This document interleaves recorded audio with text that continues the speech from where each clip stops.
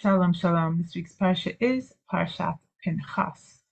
And in it, God tells Moshe to go up on the mountain and to take a look at the land that he will not be entering. And he informs him that he's about to die and he won't be going to the land. He's going to pass away and be buried outside the land, just as Aaron had because of the sin at the Mei Meriva. And this leads Moshe to ask God for a successor because God didn't tell Moshe anything about what was going to be with the people, who's going to lead the people, was there going to be a leader for the people, what was going to be after his death. And Moshe was very attached to the people. He was their shepherd, he was their leader, he always took care of them, and he was concerned what was going to be after his death.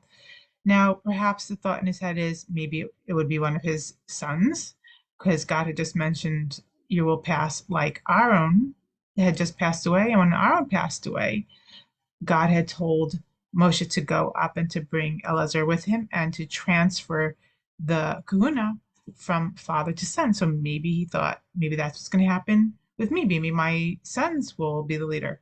Or perhaps maybe he thought this story happens on the heels of the story of Pinchas, where Pinchas had avenged God in the story of when Zimri came and rebelled against God and Moshe, and in the matter of Baal Peor, the idol worship, and taking this Cosby and performing um, sexual acts in front of the whole congregation, and Pinchas zealously took action. And God had said, in no uncertain terms, that he appreciated what Pinchas had done, and he blessed him. He blessed him with a brit of shalom, with a covenant of peace. He said that from now on, their kahuna, the line of the Kohanim, will come from Pinchas, and that maybe Moshe thought, well, Pinchas showed this leadership quality of taking action when nobody else would. Maybe he's meant to be the leader. He just didn't know. And he said to God, he said, God, Elokei Haruchot, the God who is the master, the God of all the spirits, to appoint somebody as a leader so that the nation shouldn't be like a flock without a shepherd.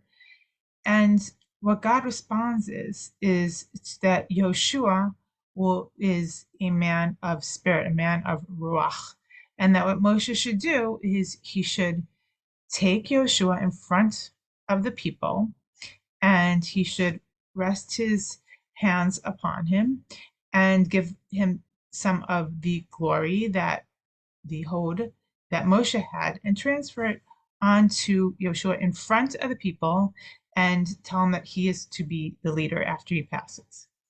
Now, what I want to say is it's very fascinating that that Moshe asks God, and he calls him Elokei Haruchot.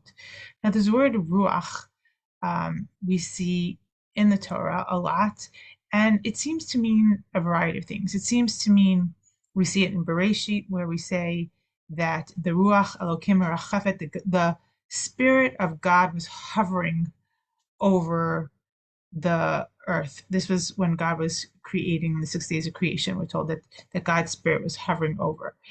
And then we're also told that Ruach is a wind. We're also told that Ruach Elokim it's the breath of life within man. So what is it? Is it breath? Is it God's spirit? Is it a wind? Does it mean all these things? But I think that it's an indication of Ruach is something like a wind, that moves things, that keeps things going. And if it's a Ruach Elokim, it's a spirit of God that infuses, that brings to life, that animates a person. That's why we have the spirit of God that animates us. And sometimes we're told that people have Ruach HaKodesh. If they speak something, it's inspired, it's divinely inspired by God, meaning that they're connecting at that moment. They have a moment of spirituality where they have searched, or they're looking for truth, or they're speaking truth. And this is truth of God coming through their mouth. This is a Ruach HaKodesh, when you speak things that are inherently true, that are divine, that are godly.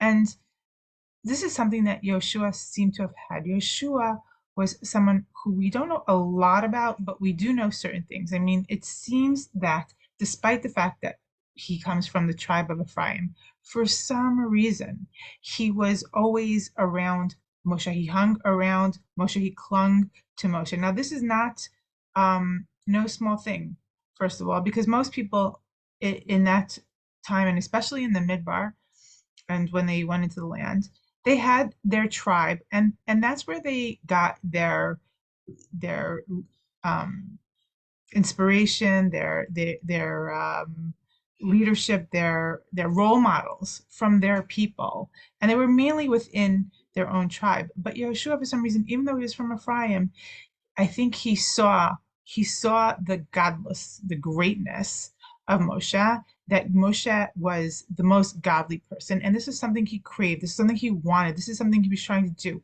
And despite the fact that even in his life he had made some wrong estimations, we see he made a wrong call on what the people are doing and why he was doing it, when there were two people who were prophesying in the camp without Eldad and Medad, without God.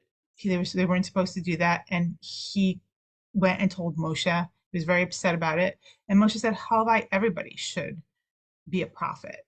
So he made some wrong calls, some wrong decisions, but his intentions were to always to do the right thing. He wanted the right thing. He was motivated by a ruach of a spirit to do what was right. And so God's saying that his desire, this of having the strongest desire of trying to do the right thing, and always being around Moshe and trying to learn the right thing, really ended up meriting him this position. Now take him, and it wasn't some sort of a heebie-jeebies, you're going to, transfer your spirit into him in front of all the people. What God was saying is you have to do this, you have to do this, and you have to do it in front of the people, because the people will not accept just any leader. They're used to Moshe for all these 40 years in the desert. Moshe was their symbol of a leader. They weren't going to easily accept somebody else that was just chosen. It had to be done while Moshe was alive, with a visual of him transferring leadership, of giving over some of himself. This was symbolic that now everything that was of Moshe is going into Yehoshua, and that he's going to be a leader. And God, from that point on, was going to give the spirit that he had given to Moshe to be able to know and speak the right thing, as being an Eved Hashem, as being a servant of God. This he's now transferring to Yehoshua. And I believe it was because of this inner desire and will, the wind that kept him going and motivated, was the desire to do the will of God, the desire to do the right thing, the desire, such a strong desire that he never left the tent, and around wherever Moshe was, he was not far behind, because he wanted to learn and know and grow and be close to God. And because of that deep desire, God gave him the merit, not because he was the most intelligent person in the whole world. I'm not saying he wasn't brilliant, but there were plenty of people that were brilliant, like Korach, we know, was an extremely brilliant man, but his spirit went awry. Now Yoshua kept its dedication and devotion and desire to God. And so I think that that's the most important thing, is that we should know that if we have these strong desires and intentions, and we devote our life to trying to do what's right, that's the most important thing in the whole world. And then God will bless those efforts. God will assist you.